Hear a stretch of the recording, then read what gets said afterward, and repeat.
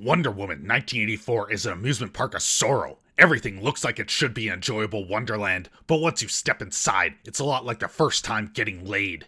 You don't know when it started, there was a lot of awkward fumbling, and when it was all finally over, you were left horrified because you found out you lost your virginity to your cousin.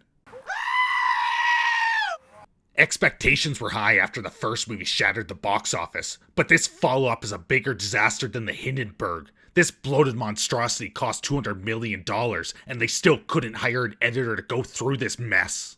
The worst part is there was a story buried under all the excess fat. There was potential to develop interesting concepts.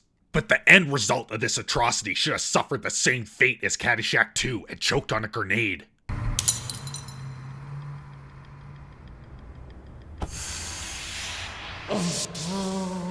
The movie struggles with irrelevant scenes, characters that have no bearing on the outcome of the story, pacing issues, and a corny romance that belongs in a Hallmark Christmas movie. The movie isn't so bad that it becomes absurd, but it is more boring than being forced to watch a video replay of a cat parade that your coworker put on last weekend.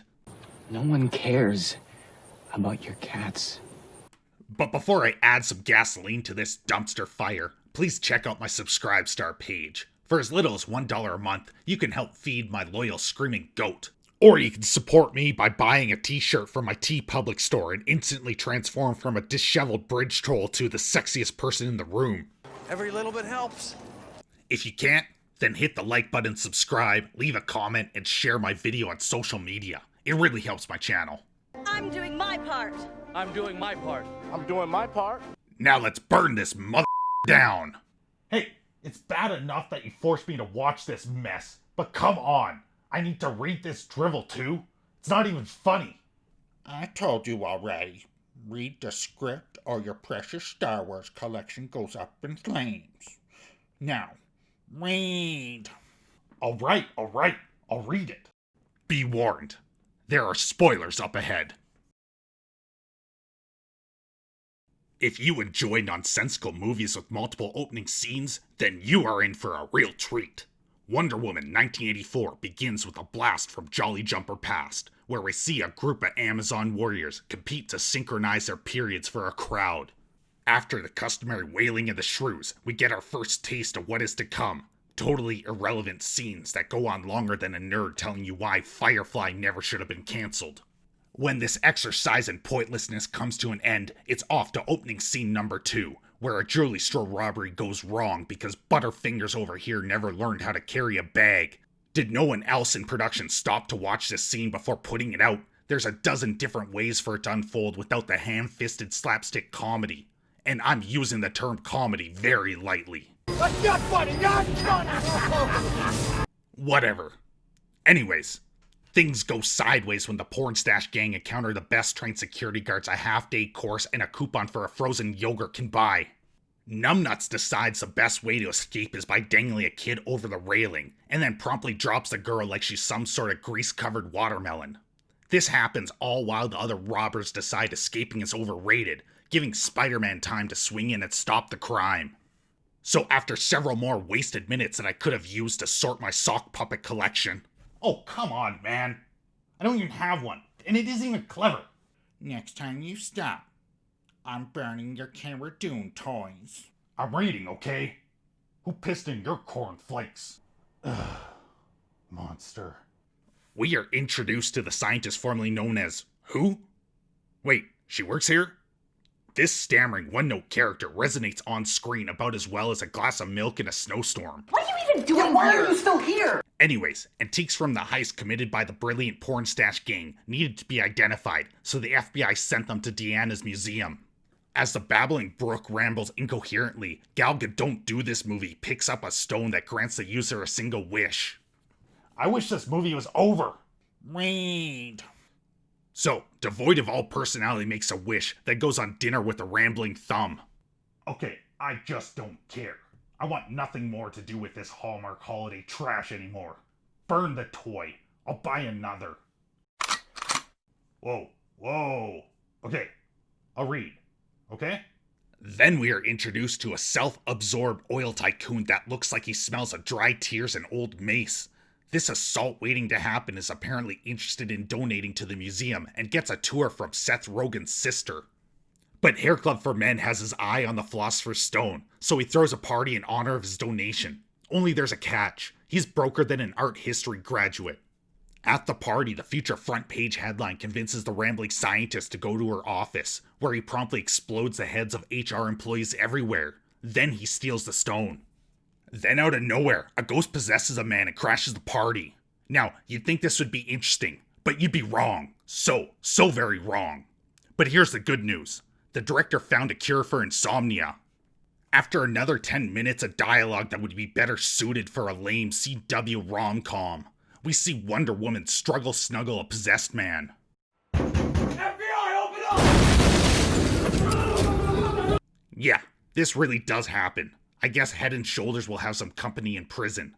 But before the police have a chance to arrive, future case file 8472 wishes to become the Dreamstone. What a waste. He could have asked for a better script. I guess even some things are beyond the power of the gods. I'm sorry, but were you dropped on your head as an infant? The entire first act is like a dreadful pile of stale candy. It looks good, you want to eat it, but each bite makes you regret your decision. It's pure concentrated boredom. There's nothing here to enjoy or despise, which is almost worse. I feel the same way about the first act as my high school crush felt about me. Absolutely nothing. It's just there, blocking the view to something better.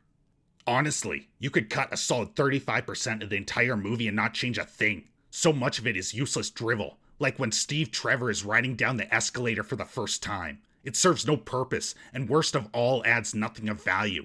Kinda like telling people you are gluten intolerant. But I'm actually gluten-free, so I can't have donuts? No one cares, Skylar, and stop eye-f***ing my cheeseburger. You're not as sly as you think you are. So, Wonder Woman heads to Rogain's head office and finds the One Ring, which prompts a deadpan explanation about universal elements. Apparently, they can be imbued into objects to bring them power. Please, I just need a break. I can't do this anymore. None of it makes any sense. Keep reading. Fine, I'll keep going. So, Miss Beauty Queen thinks she's entitled to everything and walks into an airport to steal a military jet, then flies off. There's absolutely no security around to stop her. She just grabs it. Then, as some giant personal f*** you to logical internal consistency, she turns the plane invisible. If she's gonna pull this straight out of her ass, then show it in the first act or something. It's as if a child wrote this movie on the fly. Whoa. This is worthless.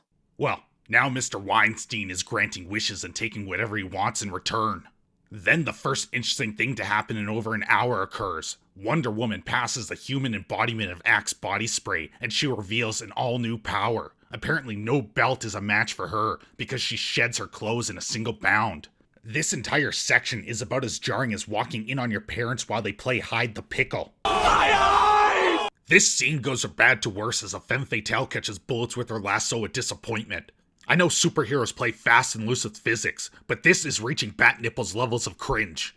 Just when you think they can't tell reality to go eat a bag of flaming homeless dicks any more than they already have, this Amazon warrior continues to sprint full speed while pushing a several-ton truck sideways. Keep in mind, this is after she started losing her powers and struggled to break a lock. Then Wonder Woman makes a pit stop. When you've got to go, Pepto-Bismol. Damn, now was that necessary, sir? After she calms her bowels, she channels her inner Spider-Man and rides an RPG to save children. Did no one stop to think this sounded to be about as good of an idea as Crocs? Well, this super diva realizes Pepto-Bismol was her kryptonite and is losing her powers, so she gives up her pursuit of the Make-A-Wish Foundation. Then it's back to DC where they use an invisible plane as an establishing shot. Oh, sweet baby Yoda. Give me the strength to deal with this idiocy. I mean, it defeats the entire purpose of the scene. After I pull back from bursting a blood vessel, Wonder Woman and the friend you bring along out of pity discover the origins of the Dreamstone. Then we see Hairplugs working on being named in his next lawsuit. I need to find a way to touch a lot of people. The irony is this fraud is the most well-rounded and likable person in the film. His flaws push him into morally ambiguous behavior. It's a remarkable achievement to give the villain more personality and a better character arc than the hero. But all his efforts come at a great cost. See, his body is falling apart faster than a hemophiliac in a Saw movie. Each wish destroys him a little bit more. But here's the kicker. The wishes are so poorly thought out that it's comical. I mean, the President of the United States wishes for more nukes. Out of all possible things. The movie's message is about as subtle as Michael Jackson alone in Neverland. Oh, God, what is wrong with you? I don't know. I guess it was just a cry for attention. Our pair of heroes finally catch up to the toupee, but when her superpower being really, really good looking fails to ensnare him, she uses a third grade trick to protect herself. That is until Dr. Boredom goes full Spider-Man 3 and Emo struts her way into a cat fight. As a result of her earlier wish, the Rhinestone Cowboy has gained Wonder Woman's powers and doesn't want to go back to being the equivalent of a dying houseplant. So in a trope as old as time, there's a villain team-up in the sequel. Chaos erupts in the street as the Wishmaster continues granting Make-A-Wish kids their final request. But the Wonder Bra can't save the world without giving up her struggle snuggle companion, so she renounces her wish and spins a web like only a spider can. Now that the bounds of reality no longer apply to her, she sketches a ride on an airplane. As if that wasn't enough to force her brain cells to commit seppuku, she learns to fly because she fondles the clouds. So, the rejected Crow Extra makes a deal with the Wishmaster to become an apex predator. Fun fact, cheetahs aren't an apex predator anywhere. But this movie doesn't let a silly thing like facts and logic slow it down. No, because Wonder Woman then rides the lightning. Come on, let me stop. She's web-slinging off the lightning. F***ing lightning. Keep reading. I swear, when this is over, I'm gonna make you pay. So, Glenn Ross takes over some government device that broadcasts particles to touch the people of the world, which allows him to grant everyone's wishes. Then for some reason Wonder Woman flies in wearing a new suit of golden armor. What? When did she have a chance to change? Was this before or after pissing on Newton's grave? Well, now there's a showdown with a cheetah that makes a butthole edition of cats look like a good idea. I mean, this cheetah would shrivel the woody of even the thirstiest of furries. These gals get down and dirty until there's a spark of energy between them, but the model is filled with too much silicone to be shocked. No! No, I'm not feeling all right. I don't understand one damn thing that's going on around here and why nobody can give me a simple, straight answer. So, there's a showdown between Mr. Sandman and an Oscar. Then, as the world collapses from too much joy, Wonder Woman gives a speech convincing everyone to renounce their wish. Sorry, little Timmy, but Wonder Woman said you have to die of stage 4 cancer, so bye-bye.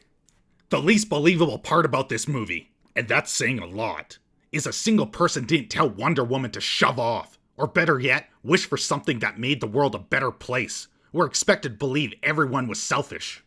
I can't do this anymore, okay? I'm not playing around. I told you. If you stop one more time, you're gonna pay. Okay. In the end, it's not clear if Head and Shoulders was the only one that needed to retract his wish, or if everyone else had to rescind their wish as well.